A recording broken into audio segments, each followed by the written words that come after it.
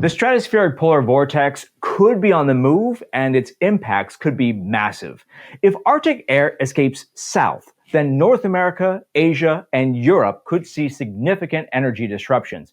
I'm bringing in Keith Cavey and Chris Hyde, who are the experts and can talk a little bit more about this. Chris, let's start with you. What exactly is happening?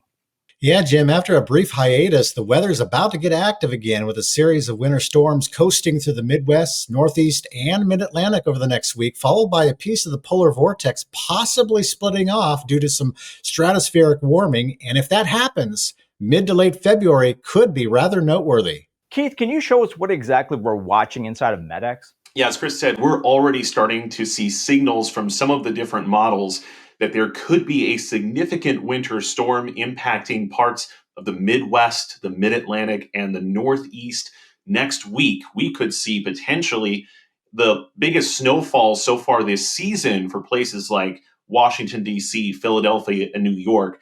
Obviously, still a lot of time for this forecast to be refined, but we'll be watching this closely.